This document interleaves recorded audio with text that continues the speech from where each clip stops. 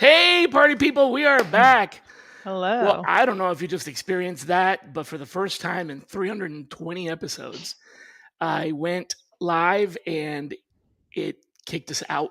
And then I did it again and it kicked us out again. And I was like, what is going on? Anyways, we are here. The stress of doing a live stream. We are here with the lovely Ashley Surratt from Black Veatch. And for those of you who are not familiar with Ashley's wonderful work, she is in what's called EPC, which is craft and construction. Actually, what does EPC stand for? Engineering, procurement, and construction. Okay, so craft construction at a company called Black Veatch.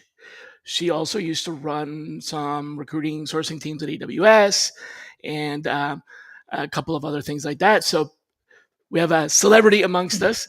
And as you can see from the whiteboard in the background, this is not someone who kids around. They are like all in on sourcing. So welcome to Shally's Alley, Ashley. So glad to have you here today. Much appreciated. Let me put your little name banner thing here and elevate you to the top position as my hot seat. You're in the hot seat now. Feeling the pressure. Yeah, no pressure at all. I mean, it's not like you source the workforce that builds the world or anything. I mean, no big deal. Right? Minor details. Yeah. Minor detail. Yeah, it's like power plants, data centers, those kinds of things. So we're talking sourcing for skilled trades. Mm-hmm. And why recruiting blue collar roles takes more creativity than a lot of tech positions. And I fancy that. I've worked with a lot of companies in this space. Like, for example, let's see, who are some, McKesson, CH2M Hill. What are they called now? They changed names. Yeah, they did. I forget now. You're gonna put me on the spot. And I'm not and actually, in the construction space and everything, and it's fascinating how different that world is. But it's hard to explain to people that are kind of the uninitiated. I mean, there's some weird jobs, right? Like, I don't know if you work on any of this, but the people that put the iron beams or the iron, like, I don't know, the flexible iron in the road on the bridges. It's like a really highly specialized role where they have to know exactly what they're doing with these long iron poles that get buried in the concrete, because you can't fix that. Once it's in the concrete, it's like in the concrete, like, it's there. So there's stuff like that, but I'm sure there's also plenty of other things I don't know about. So tell me a little bit about, catch up the rest of the world on what is EPC. Yeah, so Black Veatch, we focus on, we don't do a lot of roads and bridges, but very similar types of things, like, right, they're very challenging positions. And so we're for all the way from the initial design of a wastewater treatment plant. If you think about water infrastructure, how it's getting to and from your home to the plant, all that good stuff. And then wait, why is wastewater going to my home? Water and wastewater. There you go. I also talk fast, may clarify. We do a lot with the grid, so how you get power to and from your home into the substations. Those are probably our biggest two areas, but we do a lot of different things as well with power generation, with power plants. You talked about data centers and all those things. So from the very beginning of inception, as we work with clients and they say, we need something to fix this problem, or we need brand new build or optimization, our engineers are designing it. And then we have a really great opportunity, which we don't, all engineering firms do this, but we our product as like this final product through construction, which just makes it very unique. And that's where that EPC comes in. Like, literally, like, hey, that we built that. Yeah, you get to see your final product, which is pretty So when cool. people talk about infrastructure, like, oh, this government's infrastructure, this city's infrastructure, this country's infrastructure, this is it. This is the infrastructure. We are living and breathing it right now. Roads, bridges, dams, power plants, everything. So, and you've actually, sorry, what was that? That's keeping us very busy lately. Yeah, right. Oh, yeah, no kidding. That's a good point. Just don't tell people where cement comes from. It usually freaks them out. You've sourced in healthcare and tech, and now this, which I'm sure has some tech in it. I'm sure there's lots of engineering and technology, but then there's also this other stuff that a lot of folks don't even see, the people that get up in the morning and get the road built before you even have your first cup of coffee. What is the biggest myth that just doesn't survive when you Yeah. move industries like you did? Like, Oh, that's a really good question. So I don't know if it's a myth, but I'll say it's a misconception that I had coming into the role. So when I first joined BV, they're like, Ashley, we need help with project managers. I'm like, well, project managers are everywhere. What are you talking about? right. Yeah. Yeah. And then I Can you got here. Gantt or can you not Gantt? Yeah. That is not really what a PM does here. I And know. I so know. it's very niche. And so I got here and it was really challenging. Estimation and Yeah, and, like, having to have this giant, very niche engineering background, like, for 10 years of designing the wastewater treatment before you even start managing the project, and I'm like, "Oh, these are extremely hard to fill roles," and so you don't realize, like, very few people are, like, getting excited about, our power lines and, like, the slag and what kind of tower do you need, like, you don't think about all these things, whereas when people are going to school, like, that's not typically what they think about, and so well, I've learned a lot, but I didn't realize how complicated these roles were and how niche they were. And so mhm. when I first came here, I was like, I've done big tech, I've done all these things, like it'll be fine.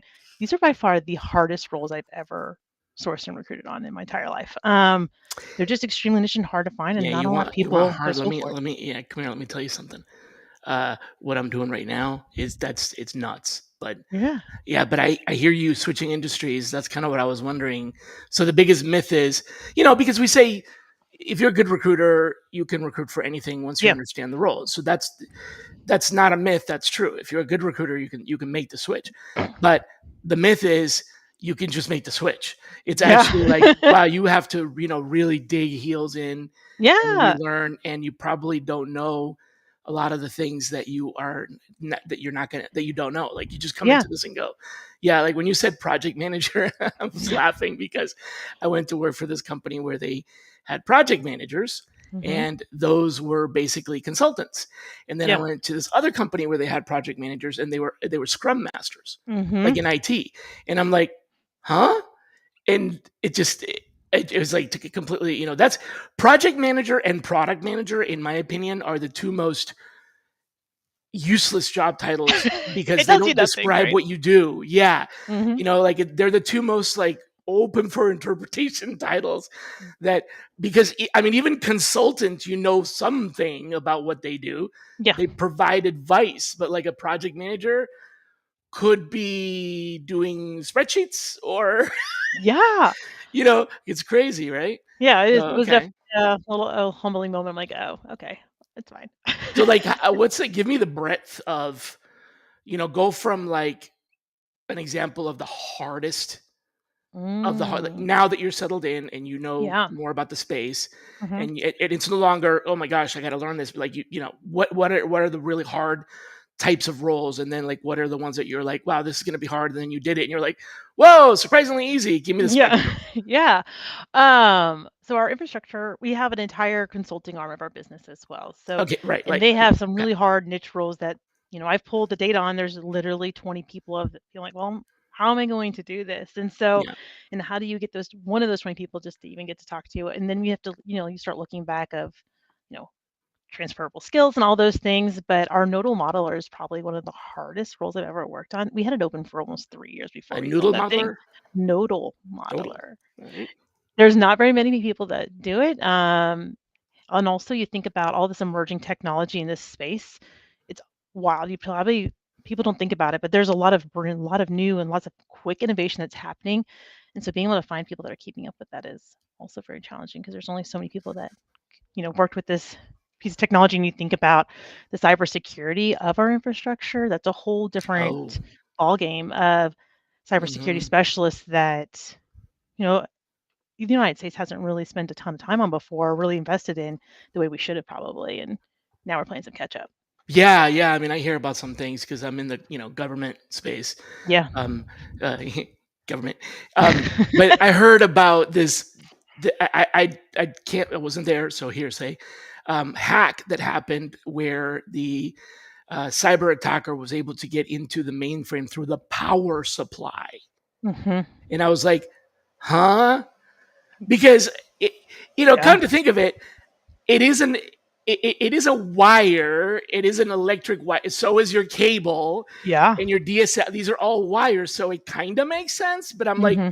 how do you router that? Because I'm in my mind thinking Cisco, and it's like, yeah, Yeah. that's not. Well, so that's one of those weird things. And another weird one is the physical security of Yes. buildings, and then it's like, oh, right. So you got this really awesome data center, but guess what? Somebody could break in just like they break into an office or a bank, and like, so you have a whole nother like you Hmm. got cybersecurity, and then you got like this other thing. Yeah, physical security, right? Yeah, yeah, it's crazy. So what is like? Give me an example of the most unexpected place where you found a candidate. Not that like don't name Oh. names, but like Yeah, yeah, yeah, yeah. if you want, I can start. Yeah, you can start and I'll think about it. How about that? Okay, so uh, when a company like yours proposes a project, especially for state and federal, and there are lots of companies that do this, they have to publish a paper that is essentially kind of like let's call it a pitch deck. It's an intent, and if Mhm. they win the contract, this document becomes part of the like public record and evidence. Anyways, in there, they have to name people that are capable of doing the components that are going to get done. So essentially, they provide almost like a little mini resume, kind Mhm. of like the project engineer who's the lead engineer Yeah. or whatever. And these are documents that go into state and other Mhm. organizationals kind of records. So that was one for me, was finding somebody that had a superintendent kind of role and was listed in there as a contact, and it was just a name, but with the Yeah. name I was able to go from there. So that's my one example. Yeah, that's actually a really good one. So I've actually done training on that here on how to X-ray some Find those people, proposal, find right? them, right? Like find those titles. Where I think another place that you could go to find some unexpected talent is I'm going to go back to nursing for a second, but when I was in that space, Daisy Award winners are just listed. So you can go to every state of Kansas Daisy Award winner and go find them and start reaching out. Like, who doesn't want a Daisy Award winner at their house system? So we actually got quite a few hires from just me pulling that activity. So that was kind of just a unique way to pull nursing talent. And then from like an engineering perspective, I think I was going to the proposals probably the most unique way you can probably do it, to be completely transparent, but also looking at speakers. So a lot of these associations are writing papers on how to improve the water infrastructure and things of that nature. So then who's writing those articles and who's talking about it Hmm. and really digging deep into those. So that's kind of where I've also found some experts. So you have a fan that's asking a question. How are you using Okay. AI to find? How are you? And if so, how are you Mm, using AI to find these kinds of talent? yeah, that's a good question. So, I mean, LinkedIn has a million different AI features you can all jump into those and play with. But one of the things that I have found really successful is looking into like taking someone's profile and saying, okay, what companies did they go to and finding similar ones and just really start doing some talent mapping using AI technology just to kind of help me do that. But then also asking them like, what are the top 10 wastewater treatment plants in XYZ state or whatever, and then going out and try to find those proposals or using those wastewater treatment plants as my keywords in my Boolean, right? Like have it write it for me. So that's some of the things that I've done. So having to just like research, I just let AI tell me all the wastewater treatment plants that someone could have worked on. Wow. Okay, extending the talent map with like you have sample profile. Here's a sample Yeah. profile. How did they get here? What do other people do to get here? Mhm. Where do they come from? Yeah, that's awesome. All right, I'll give you another one. Okay. So court cases. Uh-huh. Oh, that's a good one. Uh-huh. Yeah, also public record, right? Yeah. And typically in something that has to do with infrastructure, if something went wrong, Mhm. and let's just say it was a natural act like flood, earthquake, rain, lightning, whatever's, things that happen. And there's, lawsuits. Then sometimes in those lawsuits, they'll call in the specialists that were responsible for those construction projects or had, responsible for parts like pouring the Yeah, concrete, that's really right? clever. To testify on behalf of could be the defendant or whatever, Mhm. but they're the ones that are the subject matter expert because they were there. Like, yeah, I poured that concrete and I've been doing this for 30 years and I poured that concrete like I poured every other concrete. And so therefore it was done right. None of my other buildings fell. So, Mhm. this was flood, not concrete problem, right? They put their names in there too. So yeah, that's actually really smart. I would never have thought that. So I might have to go play with it later to see what I can find yeah, out there. yeah. Let's go to the other end of the spectrum Yeah. and talk about the ones that you were like, this is going to be hard. And then you're like, whoa, I can't believe how easy this was. Like unexpectedly super easy. Yeah. Let me think on this one. So I wouldn't say it's easy, right? I think we can find the people. But it was like, you thought it was going to be hard and it was unexpectedly easier than that. Yeah. I'm actually surprised on how many people actually do this work. Like when you think about like how you create and design a grid, like you're like, oh, how many people are doing that? But we can find them. So I actually was pleasantly surprised on how many people there were out there for us to connect with in different ways that we can find talent. Right. It's more of getting them to engage with us because they're Right. not active necessarily on social media and online because they're just tend to be more private people. So the surprise was there's a lot more of them than I thought there would be. Mm-hmm. The unfortunate part is they're just how They're hard do to I get get them to engage? in Yeah, touch with. because they're also Right. working in the field. So kind of similar to That's like my nursing exactly right. background, Like right? Like, nursing. Yep. and so we have to like get them where they're at a little bit, and so get Right. creative. Yeah. So getting them, messaging them in the field. So yeah, what you're saying is that they're just hidden in all kinds of job titles and companies that you didn't know about. Because Yeah. this is not. I did not try to offend anybody here, but you know me, I kind of say how it is. This is not exactly like a sexy, industry. Like Oh, you're out there, in the sun, pouring concrete, using heavy machinery and everything. It's not like people are like, ooh, Facebook and Google, yeah. And so a lot of these companies, folks don't even know. They're not even aware of them. They're the companies that built the infrastructure, but Yeah. those companies don't put an advertising sign that says built by, brought to you by, Yeah. like, my They God, should look at this though. giant stadium. It's Turner Field, Yeah. but nobody realizes it's like, yeah, there's a little stamp in the corner that says made by Black and, Yeah. whatever, Yeah. you know Yeah. what I'm Yeah. saying? Yeah. So You should you do don't that though. realize that. That makes a lot of sense. It does. Yeah. Like, and just, I think the other piece too, when you go back on the construction side, I know I've been taking a lot of time with the engineering, but on the construction side, I didn't realize how much people travel in that space. That was Oh, a really really? surprising to me that most of our construction professionals, they'll come from Kansas City, but they'll travel to Texas, they'll travel to Florida, and they'll work on these projects and live nearby and then travel to the next one. Like there's a whole population of professionals that are doing that. And I was like, didn't know that was a thing. So would So you that say was really that's one of those interesting. unexpected things that Yeah. recruiters just don't understand about the EPC Yeah. Until space? Like you how much, really like right? start hiring those individuals. And a lot of them will bring a lot of people with them, right? So they're like, oh, this is my brother, this is my cousin, right? And like they all do kind of there's these networks of pockets of Cruise. yeah, exactly. That's a great way to look at it. Yeah. So that's been something that I was really surprised on how many people actually want to travel. Like to me, that sounds terrible, but I'm not me. I'm like, I'm not the one doing that work, so it doesn't matter. But Yeah, I used to like to travel. I don't like travel anymore. me It's not as either. fun. Yeah.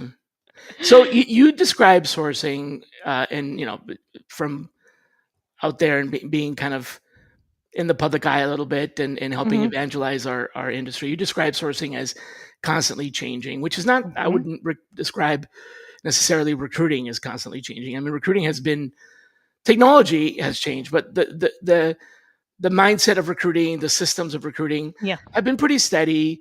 But sourcing is something that I agree with you is very rapidly evolving.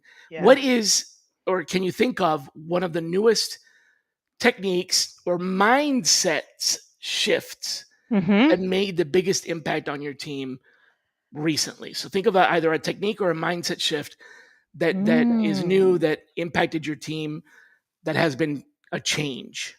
Oh, man, you really put me on the spot. I gotta think about this one for a second. Oh, you thought this was going to be easy. I mean, I watched a couple of these episodes. I should know what I was getting myself into. I would think like so. What I'll say is, I think there was a time where sourcing teams and were held accountable for hires, right? Like if you Yeah, weren't hiring, you weren't doing your job. But yeah, that's right. not really how my team impacts the hiring. Thank God, So because it's not. That's not right. Yeah. yeah. And so like we really had to look at our metrics and where do we make the impact? Because I'm a very strong believer that if we had 3 interviews, one's a source candidate, one applied on their own, one the recruiter found on their own, right? Because our recruiters still source. Mhm. And they hired the one that the recruiter sourced. That doesn't mean we didn't bring in a good person. I We know. also gave the hiring manager enough people to interview so they quickly make a decision. So we were able to influence that Decision hire. support. Yes. That's right. And so really getting that mind shift away Yep. and saying quality over quantity, right? Like I'd rather you submit 6 really, really good people versus 15 and only 3 of them made it through. Like I don't like we want to make sure we focus on quality. So I think that transition kind of made people think differently about how they source and how they move candidates forward. And then when I first came here, and I will say we've started to see more and more requests come in from recruiters because we are a global organization. So now we're Mhm. seeing requests come in from globally because they are hearing about how much success other people have had partnering with us. Right. And so that's been really fun just to kind of see that this evolve over the past like almost 3 years, I guess. It'll be 3 years in And so December. to be clear, because I think this is really important. To be clear, aside from the fact that you're running things and you came in and made this impact, the pivotal aspect of that success is in this case the mindset shift of going from, we are providing you with decision support. We are enabling the hire, even if the candidate that we sourced didn't get hired, because if the hiring manager only had one choice, that's not a choice at all. Mm-hmm. We sourced an alternative that was equally, in the mix, and they chose the best candidate and it wasn't ours, but they were able to choose a candidate because we provided one. And that mindset is you still assisted the hire, which it's something um, I've been for 25 years I've been talking about, Yeah. because you don't necessarily have to bring in the candidate that gets hired in order to fill a position. You Agreed. also don't necessarily need to be counted on the number of hires that you do. It's always good to track that and have a Mm-hmm. number that you can say, I influenced this many hires. But for me, the economic incentive and the emphasis and the KPIs of forcing recruiters into a track, even recruiters, not just sourcers, Mm-hmm. into a track where you get measured on hires. What ends up happening is you basically are incentivizing or rewarding um, the wrong activity. If, for Mm-hmm. example, if you go into an organization and say recruiters have to make 35 hires in order to meet their quota, let's say, Mm-hmm. they will do whatever it takes to get those 35 hires and meet that quota, even if they chose to only work on the easy jobs and didn't do the hard ones, and they're not telling you that they're doing that. Even Correct. if they chose the easy way of doing it and spent more money than they needed to, Yeah. whatever it is, because the goal you're giving them is 35 hires. Yeah. So it's kind of like the wrong incentive. Yeah. And for recruiting, that's tricky because how, it's always been there. For sourcing, doing the same thing is bordering on criminal, because you're incentivizing people to do something they can't really control, right? Yeah. In Yeah. sourcing, you can influence everything up until the interview. But Mm-hmm. once the interview happens, there's two other parties involved, Yeah. the candidate and the hiring manager, Mm-hmm. not to mention the organization. And you can't change anything that happens after that. You can't impact. So the best you can do is provide people that get interviewed. Yes, And if the exactly. more people you submit get interviewed percentage wise, then you're doing a good job. Measure that. Measure the percentage of people that you present that get interviewed, because that has a higher impact on quality. Mm-hmm. Um, because that is, in my opinion, the last step where the the inflection point is between essentially sourcing or recruiting and the rest of the organization. That's the last inflection point.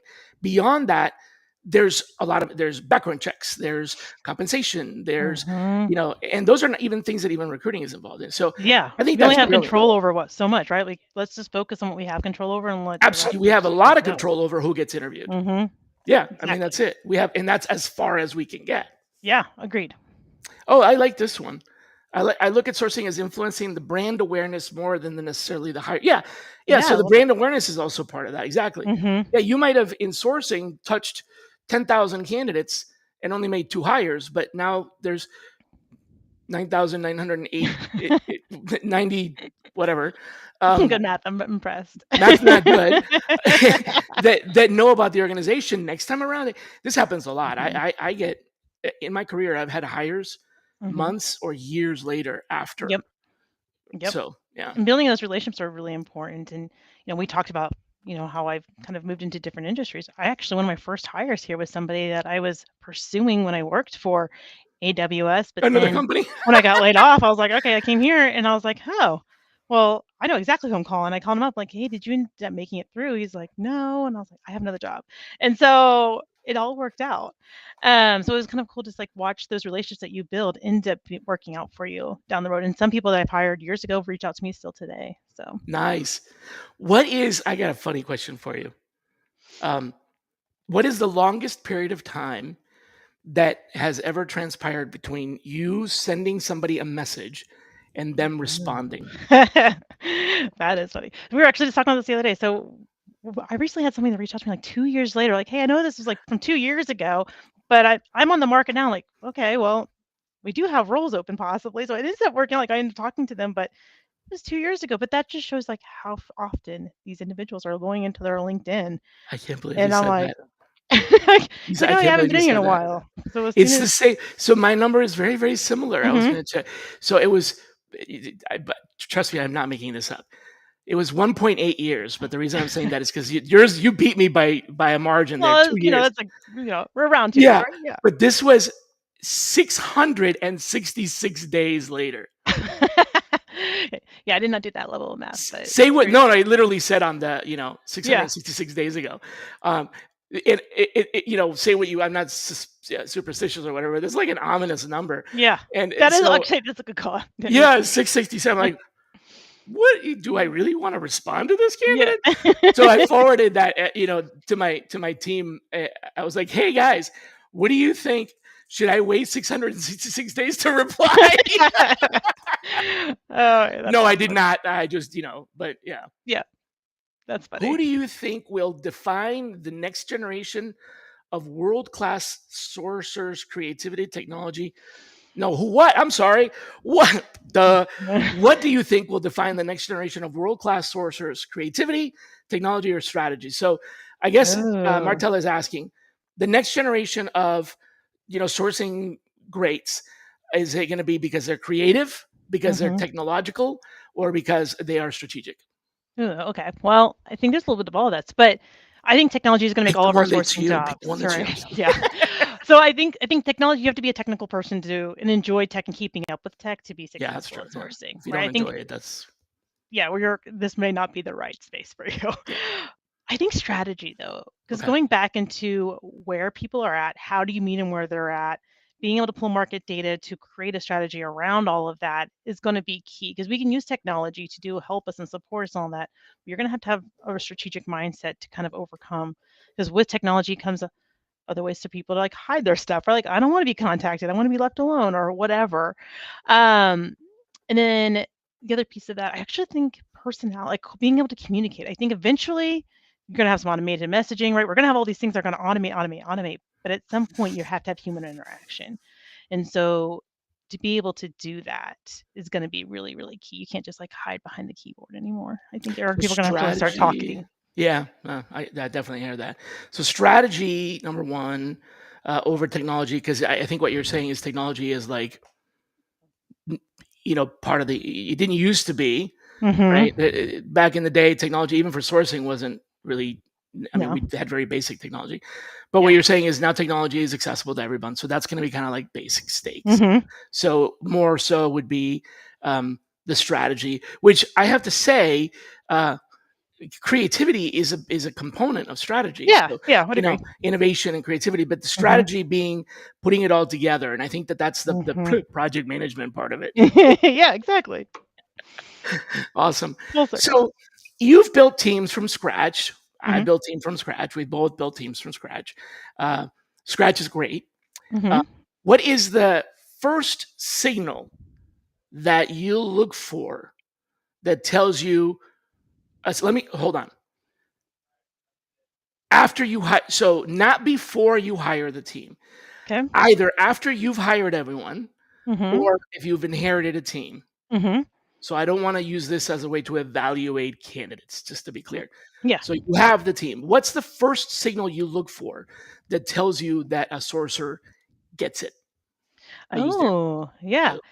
title. So going back to metrics, right? It goes about quality of work. So I think it's Are you learning the profiles quickly? Here, it's like I said, this is the hardest roles I've ever worked on in my entire life. So, do I expect it to happen tomorrow? No.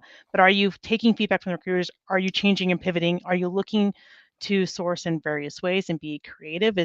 Are you just living in LinkedIn? Or are you trying to find ways to find talent?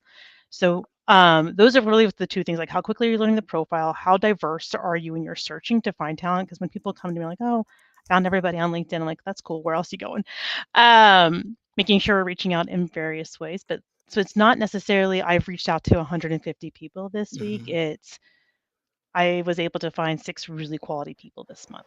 And so going back to that metric, if this person's figuring it out, like if they aren't getting there, working backwards to say, are you sending the right messaging? Are we sending there might be a volume capacity. Sometimes you have to do some A/B testing on that to figure out what messaging isn't and isn't working. And just understanding, are they getting creative? Are they getting innovative? Or are they getting stuck? And not thinking outside of the technology or our toolbox. This was a really long-winded What answer. I heard was Sorry. you can tell the first signal that they get it is they don't get stuck. Well, I guess that's really because, but I think it's more of, are they able to think, That's yeah. be creative and have This is great. I think it's critical great. Yeah, thinking. be Critical thinking. creative. Maybe that's what Get it out is. of the right problem solving, Yeah. creativity. Yeah. So in other words, in a systems process, which recruiting is more systems driven Yes. than sourcing. And by systems, I don't mean technology. I mean any collection of tasks is a systems. And recruiting has a very rigid, comparatively, Mm-hmm. collection of tasks. You have certain things you have to go through. You have to post jobs. There are legal Yeah. requirements. There's a lot of things that have to be done for Mm-hmm. regulatory and all kinds of other sourcing gets involved when that stuff not working. So Yeah. We get to be it's in the not gray. It's you know, one of my favorite it's parts. less systems, less organized like that. So what you're Yeah. saying is, in recruiting, if you reach a point where you get stuck, there's things that you have to do to get unstuck. But Mm-hmm. in sourcing, when you get stuck, there's not like a button or there's no um, flip to page 27 and follow this process. Yeah. So what you're saying is, if they get it, then they're the type of person that's gonna work around it, go under it, go over it, find a solution. They're not going to stop and look at the manual and try to figure out what the Yes. next step is supposed to be. I Yeah. gotcha. Yeah. Yeah. Yeah. Yeah. I I think gotcha. you have to enjoy that, like puzzle Enjoy solving that, but piece. also like not get enjoy it, but also not get to that point and go, this can't be done. Like can't do it. Yep. Right. I can't. Yeah. Yeah. Yeah. Right. That makes sense. Yeah, Okay. it's also okay to ask for help, right? Like, hey man, I'm stuck. That's also yeah. I'm in my rut of Absolutely. Yeah. let's brainstorm some ideas, and I'm here for that Right. too. But Yep. being able to acknowledge it and see that you're stuck is also important. As a leader, so I've had the privilege of being, you know, technical lead, tech lead, right? I've been Hmm. supervisor, manager, and director, VP, so leader of leaders. As a leader in any of the roles, whether it was supervising other people that I didn't really necessarily directly manage, contractors, for example, or leading managers that managed other people, the one thread that's always been consistent throughout that, because a lot of other things really change, especially in sourcing, a lot of things change. Um, the one thing that's always been consistent is I find the most annoying and least workable issues come from I can't Yeah. versus I don't know how. When Hmm. someone says, "Hey, I don't know how to do this. How do I do it? What can I try?" That's to me that's an open invitation to 1000%. right. But when they're like, "I can't do this," it's sort of like it's like really. I mean, really, you Yeah. can't. Like, are you Yeah. sure you can't? Is it you can't or is it you don't want to? Because what I'm Yeah. hearing is you haven't tried yet. I'm hearing Yeah. you gave up, and so to me, it's not a tenacity thing, although tenacity is a part of it. I think it's not just the grit and tenacity, which Hmm. that's also there. More so, like the helplessness of it, right? Like Yeah.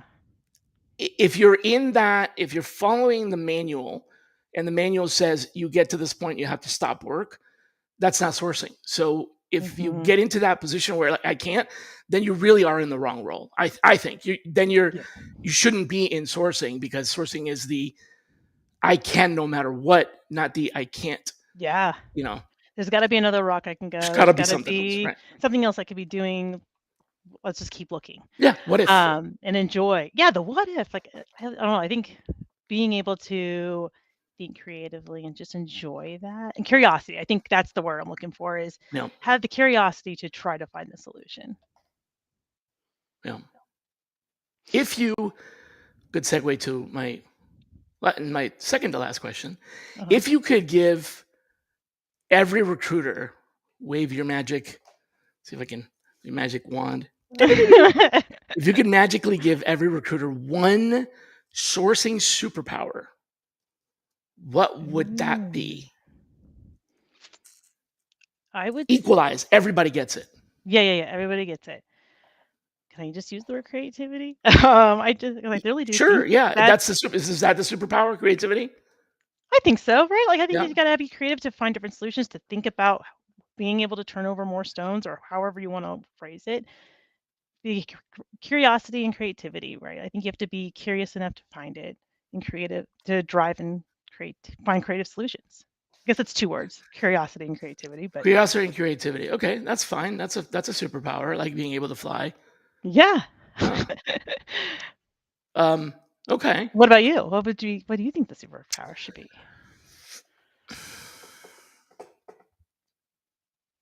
Critical thinking.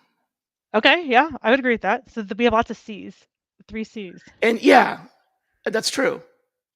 Yeah. And I think it's specifically relevant in the form of like asking questions. So Yeah, probing, right? yeah. And probe everything. It can That's that get curiosity piece, right? Yeah, I think so. I think it's related to that. It can get sometimes interpreted the wrong way.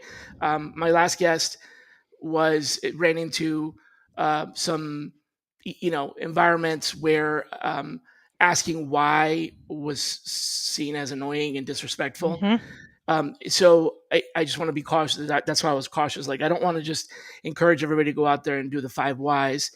Um, if you don't know what they are, I'll explain that in just a second. But the reason is I taught my children the 5 whys, and I regret nothing else more than that. So because if of course immediately the moment that they learned it, guess where they used it the most? Yeah, yourself. Yeah. So well, that was a mistake, but no, I don't regret it. It was a good idea.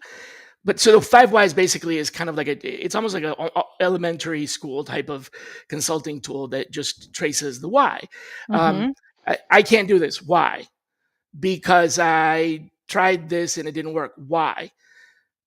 And so, if you do that I 5 love that. times, right? You actually usually don't even get to the 5th time, by the way. But if you probe 5 times, now the thing is, you can do that, in the why, or you can be like, well, why did you get that result? What have you tried in the past?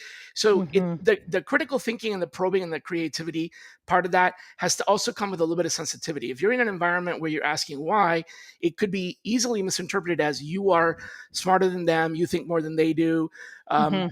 which is not what you mean. Yeah. But like, hi, hey everybody, why are we doing this? Could come across as y'all are dumb. Why are you doing this? Yeah. Or it could be, hey, just want to understand how we got here. What were the things that we did to get here? And are there any other ways to do it? Let me try something else, like, as Yeah. opposed to, so I think it's that type of questioning Mhm. that I'm encouraging. If that makes Yep. sense. Yep. I Yeah. agree 100%.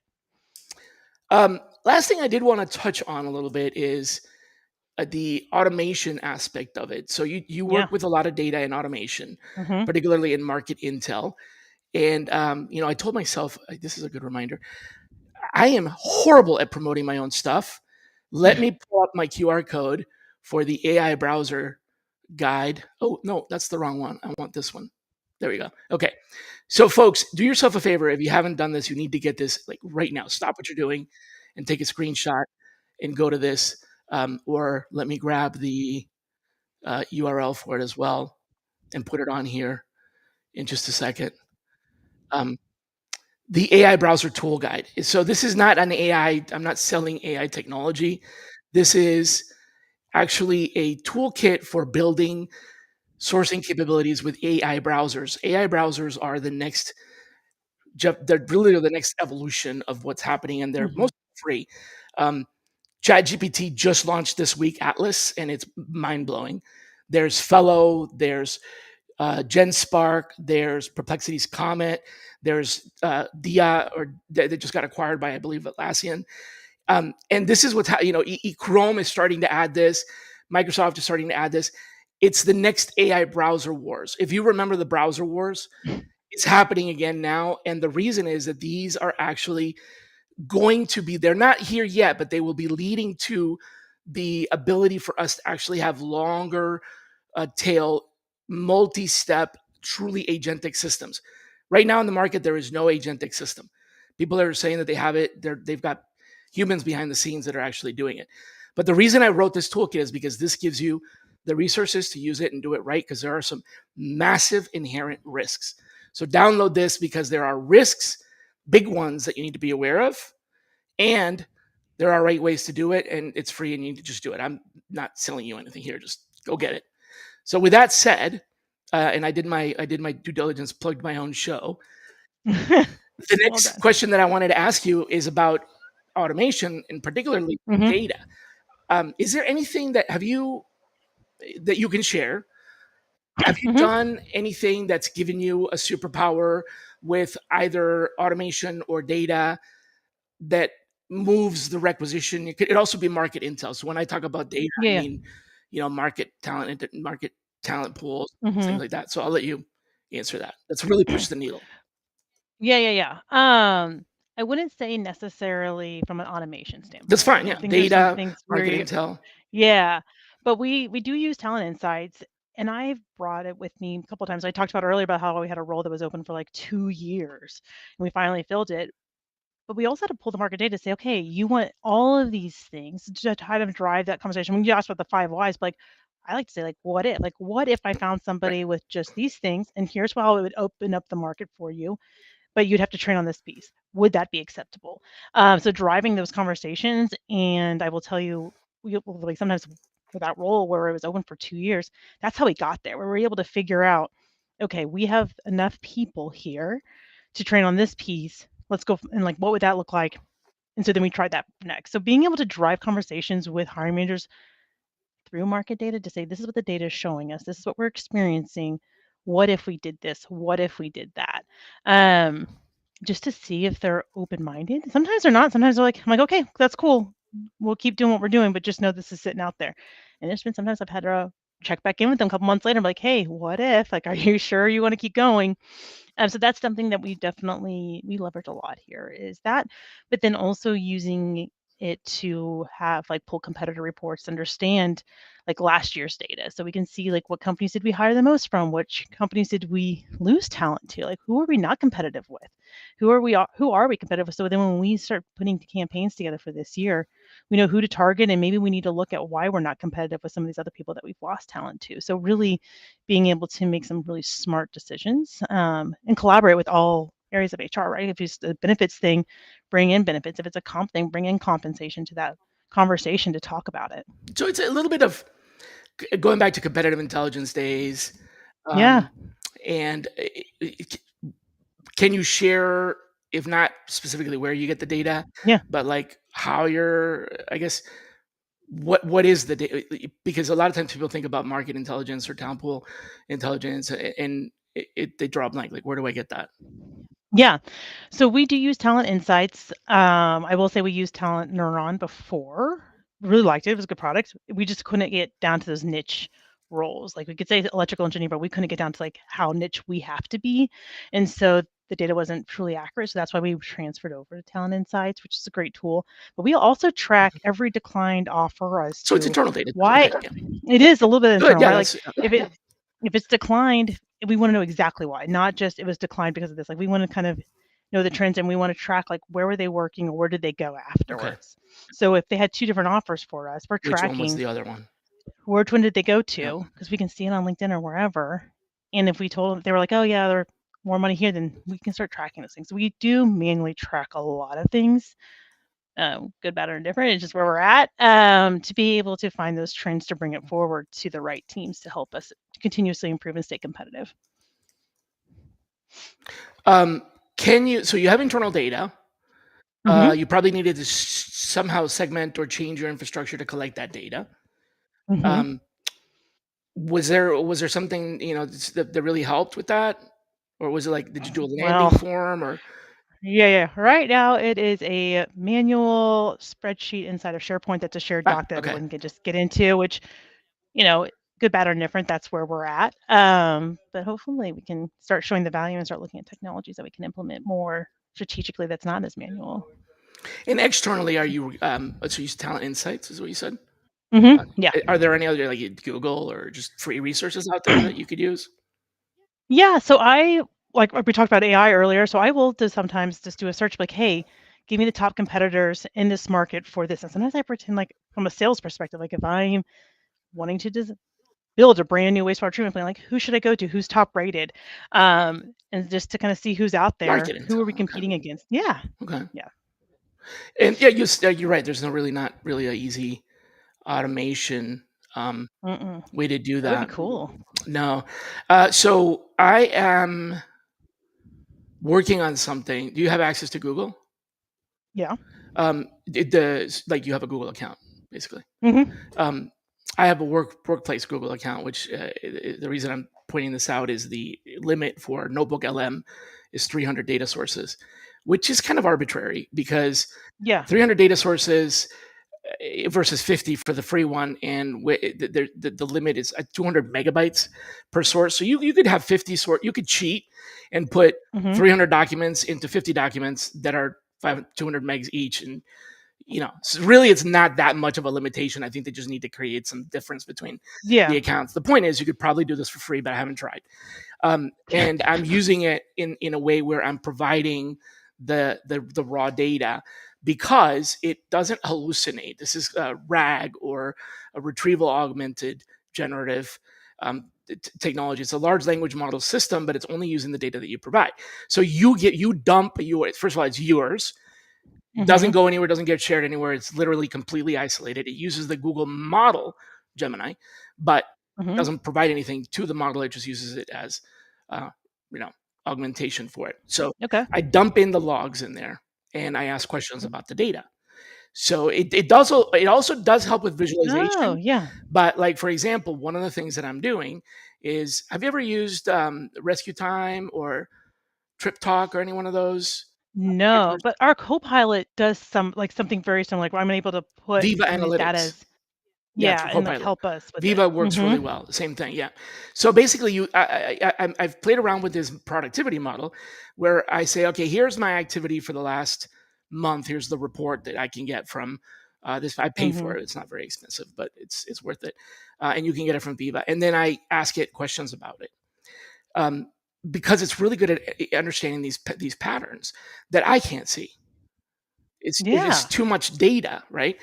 Mhm. So what if you gave it, again, this is private, it's not giving it Yeah. you, what if you gave it the information from your tables that are unstructured and Mhm. asked it to structure that and provide any insights on patterns, because you Yeah. might be able to. What I'm thinking is, sometimes people give feedback, reasons why. Speaking from my own experience, in exit reports when they leave a company or when they don't accept an Mhm. offer and things like that, even the recruiter notes are not very structured. It's just the notes Yeah. from talking to the candidate, but it's understanding large language models. And so it's able to infer information from that, even if there's not like a drop down that says accepted an offer that paid more money, but somewhere in the text of the note, it alludes to that, it picks it up and it finds the Yeah. patterns. Just thinking about that, because I'm using it for productivity, and Mhm. um, I have. Let's see if I can show you this. No, I can't show you, but Yeah, now I wanna go play with it yeah. and try, But right? so for example, with Rescue Time, which is just a time tracker, you can use Viva or any of that. I did an analysis on my, uh, weekly. Sorry, no, monthly activity, and, in a period of the in the previous month, I did 46 hours focus work out of 66 hours that was tracked. Then the one after that, I did 62 hours out of 115. And then after that, I did 93 hours out of 83. And so it's helped me focus in on doing more productive work Yeah. because it's identified. Cool. Here are the things that tend to like suck your time or distract. And I'm not talking about I'm playing video games or anything like that. It's just that there's activities that I've categorized as higher value towards goal versus lower value towards Yeah, I mean, you can get down some weird rabbit holes if you're trying to source people right. sometimes, And right? And you're like, learning I have wasted 30 minutes. Like, right, why did I do exactly. That's right. And learning is something that I value. So learning Mhm. activities, it knows, oh, this was a, you're reading an article and you're learning. I get that. But it helps me get away from the you're learning versus you're now having a little bit of fun. And that's okay if I have a Yeah. planned break, but stuff like that. So I think that kind of system might be helpful because you're not relying on anything that is public, which scares the Yeah. Jesus out of me. Uh, Yeah. Again, I don't that's want these robots to know, stuff. So when they take over, they'll at least not know anything That's about right. me. You won't be on their list No, or I will be on. anything. There's a weird thing. I actually asked. I asked. Shoot, I forgot which one it was. Might have been Gemini. It was either Gemini or I don't know. I don't think it really matters that much. Like, um, who is Shally Steckerl? Just again, I'm terrible at promoting myself, so this is kind of one of those like spur of the moment things. And the response that I got back was like, "Really, you should try it. Is it like Googling yourself back in the day? It's Like, what'll happen? way worse, but better." All right, I'll do You it know if what I'm I get down saying? with this. Like Yeah, it's I'll ask it's Copilot. worse See what it says. because of like it's like, whoa, you know a little bit too much about me. Yeah. But then on the other hand, it's better because it's like, oh, interesting. Um, like it started. I'll just read you this quick. In the talent acquisition world, I wish I had a radio announcer. You stand as nothing short of revolutionary as the father of sourcing. I don't know where I got that from. You didn't just join an industry, you created one. Your foresight in 1996 to establish talent sourcing as a legitimate function has transformed how organizations worldwide approach talent acquisition. I'm reading this going, I did that? You're like, thank you. Yeah, like, wow. What else can you say about me? But then, Yeah. so Tell me more. exactly right. Don't stop. And then it goes into stuff like, uses technical expertise and cross cultural intelligence and compassion and bridge building. And I'm like, holy crap, where is it getting this? It was a Yeah, little intrusive, that is highly interesting. encouraged, but just weird how much it knows. Anyway, All right, I'm gonna try it. I'll let you know what yeah, please I do. learned about Yeah, this myself. has been wild and fun and crazy. We got to do this again, but I have to ask you two Yeah. questions before you go. Okay. The first question and the most important question of the day: Mhm. who should be our next guest? Oh, man, you gotta put me on the spot Well, it there. doesn't mean that Ooh. they'll accept. I mean, I'm going to invite them. They Yeah. might, not even respond to me, but just go ahead and throw out a name. All right. And I do Let me put make people on the sure I spot because if I let people say, "Oh, I'll send it to you," they never do. Yeah. Hold on one second. I will Who give would you like to you see in the hot seat? 2 names. So, when my first time I ever went to SourceCon, or my second time, I should say, I won Sourcing Anonymous, and that's how I met Martell. 2 of the people that won with us is Danielle Hart and Katie McBain. They were both at RecFest. They pump out really great content and doing some really cool creative things. They work in the finance industry, so that might be something interesting Perfect. as well. I will reach out and hopefully, uh, bait the hook and catch that Yeah. fish. All right. And so, final question, closing question for folks Mhm. that are listening to the podcast and are playing this back later. I want to give them something that they can do for themselves. So, give us Mhm. a question that we should ask ourselves to answer for ourselves. Like, what question do you think we should Mm. all be asking ourselves over the weekend or whenever we listen to this? Yeah. Sourcing related? That have anything that you consider important. Anything I consider important? Yeah, hot mic. Yeah, it is a lot deep thoughts with Ashley over here. That's Let me right. um I'm a really big believer in continuous improvement, even if it's just 1%, right? So I think it's what could I have done differently to be better tomorrow? Oh my God, 1%. That's actually. It's a whole philosophy. I just realized that if every day you improved 1%, you would more than triple every year. Exactly. So just that's what your goal should be. Just improve just by 1%. How can you improve by 1% today? Mhm. Damn. That is super deep. Like, that's so deep, I think I need sonar to get there. Well, I didn't come up with it. There's a whole philosophy Okay, around it, but I I'm do gonna look believe it pretty up. But heavily yeah, into but I that. like this. Yeah. So the question is not the 1%, but the question is, um, ask yourself how you can improve by, even if it's just a little bit every day. Yeah, Okay, love it. exactly. Awesome. Thank you very much. Well, this Yeah. was great fun. Do I see you at upcoming ERE? I will You know? not be at No? ERE. Okay. I want to be though. Look, one day we'll get All there. right. We'll get some conferences back in my belt All again. right. All right. Hopefully. Cool. Well, thanks a lot. Have a good weekend. Yes. You too. Yeah, Enjoy. it's fun. And folks, if you want to come back next week, we have Adam Kovacs as our guest. Go look him up. And don't forget to subscribe on Spotify if you want to catch the recordings. Until next week, see you, everybody. Be kind to yourselves.